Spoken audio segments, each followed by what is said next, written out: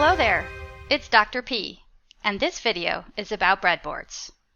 Breadboards provide us with a convenient mechanism for connecting electrical components together in lab. This way, we don't have to solder anything in order to build circuits. You are going to be using breadboards in every lab this semester, so being comfortable with using them is going to go a long way to making your labs more successful, meaningful, and rewarding. To give you a little context about how breadboards are useful even outside of the realm of just this class, I use breadboards to prototype a circuit before I design a more stable platform for it. If you're interested in designing electronics projects in the future, maybe with an Arduino, a breadboard is a key step in that process. Here you can see a clock circuit that I'm working on, and I'm trying things out on a breadboard until I get things working.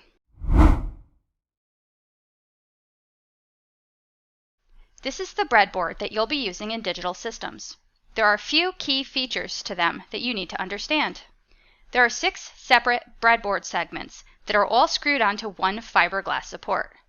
The board itself also contains an upper header and some binding posts. There's a trench that runs vertically in the center of each breadboard. This trench provides electrical isolation from one side of the breadboard to the other. Adjacent to the trench are rows of pins. Along the sides of each breadboard are columns. Here's one of those breadboards seen from the back. Each of these metal terminal strips provides an electrical connection. You can see the trench area separates one half of the breadboard from the other. You can see that there are actually some gaps in the terminal strips that run along the columns of the breadboards. I've placed jumper wires on all of those spots on the columns in order to create a continuous electrical connection. We use these columns as power rails.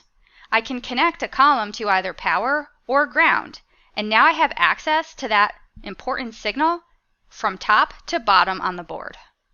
That power header on the top row is one more spot that we can use. This provides additional easy access to power and ground signals if you want to use it. Each of the rows is connected, but there's a gap in the center of the board. I haven't placed jumper wires in these parts of the breadboards, so if you want to have continuity from one half to the other, you will need to place a wire between both halves in order to accomplish that. One last thing to note, this board had a component on it that was probably short-circuited, causing the component to heat up, and it melted the plastic on the breadboard. Most of our breadboards have been used a lot and kind of loved a lot too, so it's possible that you may use a board that has melting either in a single spot like this, or you might see some melting along and adjacent to that trench. I recommend not using those exact spots on the board, but instead putting your components elsewhere. The board is otherwise perfectly good.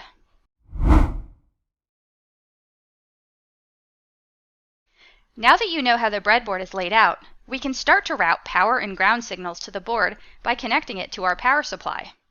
The idea is that we want to have access to power and ground so that we can use them to power our logic chips and other components. We're going to be using the binding posts to connect to our power supply. The leads that our power supplies use have a banana plug on the end. These are so called because they're kind of shaped like a banana. They can be placed into the binding post and should fit nice and snug. Sometimes the banana plugs can be old and worn out, so I like to check for a good connection by lightly tugging on the banana plug. It should stay right where it is. If it slides out really easily, it's time to get a new banana plug. However, the binding posts are not electrically connected to any spot on the breadboard. The plate holding everything together is a fiberglass insulator, and there are no wires hidden underneath that route to the boards. So we need to create that connection ourselves. We do that with jumper wires. Jumper wires are just a nice length of wire, usually about 6 inches, with good solid ends that can be placed into a breadboard hole. Note that there's a plastic sleeve adjacent to the metal lead. The metal lead is what we create electrical connections with. The plastic sleeve helps us to place the wire in a more ergonomic way, but is itself an insulator. You're going to be using red wires for connections to power and black wires for connections to ground. Your banana plugs and binding posts are similarly colored. This will help us to make sure that we know what those signals are just by looking at them, and will additionally help us to avoid accidental short circuits. The binding post can be unscrewed. When you unscrew it, you'll notice that there's a hole that goes through the metal part of the binding post. Place the metal part of the jumper lead into this hole, and then screw the binding post back down until it's nice and taut. Gently tug on the wire to make sure there's a good connection. One common mistake that students make is to clamp down on the plastic, which, again, is an electrical insulator and will not create a connection to the power supply. Once your jumper lead is correctly inserted, connect the power supply banana plug. Repeat with the other power supply connection. The other end of the jumper wire can be moved into the power rail of your choice. Once you do that, the entire rail will be connected to either power or ground. Now that I have power and ground connected to the binding posts, and the binding posts connected to my board, I have access to these signals. What if I want to use the other breadboards, and I want to connect their power rails to power and ground? I can use jumper wires now to create that electrical connection. Each time I jump a wire over, I'm creating a connection. Just be careful to make sure that you don't have red and black wires touching or inserted into the same power rail, which would create a short. The top power header can be useful if you want additional space for your power and ground jumper wires. Again, be careful about using this header because it does not have a built-in connection from one end to the other.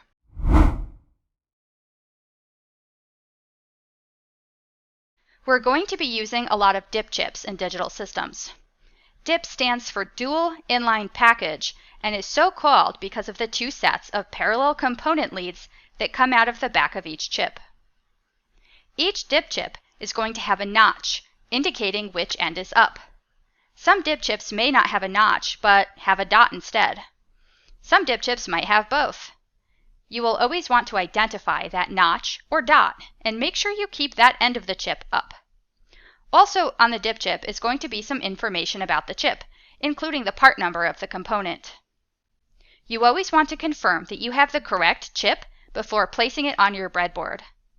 I've witnessed students waste countless hours because they thought they had one chip but were actually using another one. Another thing to check before placing the DIP chip into the board is to ensure that all of the pins are there, none have broken off, and that none are badly bent. Something that has been bent slightly can be gently bent back. Something that has a completely mangled pin may be beyond repair. Place the DIP chip on the breadboard, notch up, straddling the trench. Now maybe it's clear to you why that trench exists in the first place. It's for our DIP chips.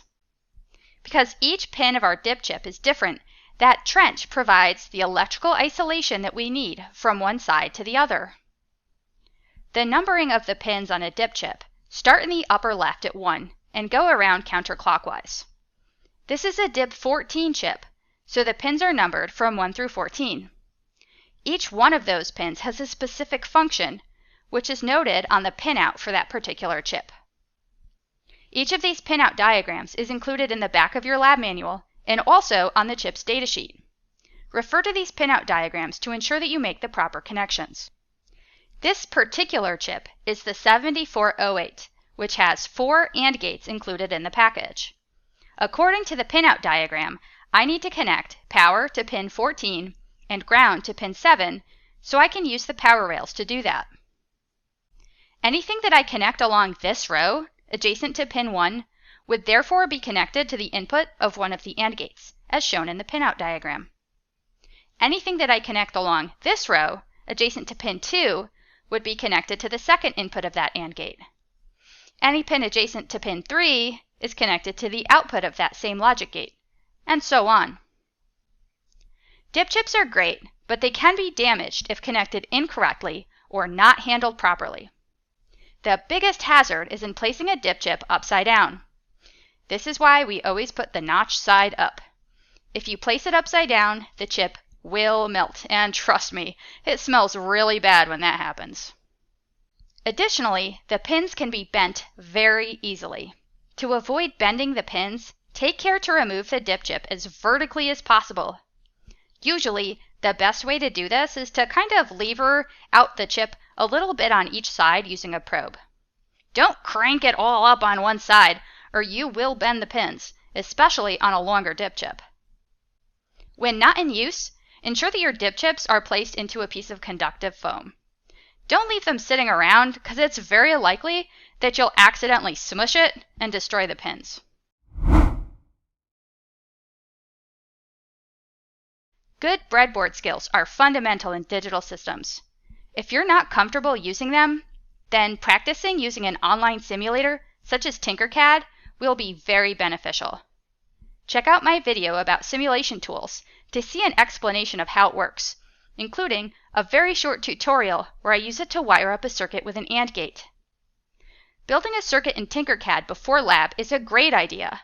Then you can reference it when you show up to lab and use it as a blueprint. Also, I'd like to recommend that you watch the video that I made about troubleshooting digital logic circuits. This video is just a basic introduction to the breadboard. It doesn't cover nearly all of the common mistakes that students make, or how to diagnose them. Above all, be patient with yourself and continue to practice. My breadboard skills are good only because I have worked really hard to build them and to maintain them. If you're feeling confused or intimidated by the breadboard at first, please know you are not alone. That is a very common feeling. However, if you keep practicing, you'll probably find that they're not so scary after all. Thanks for taking the time to learn more about breadboards. Until next time, stay well.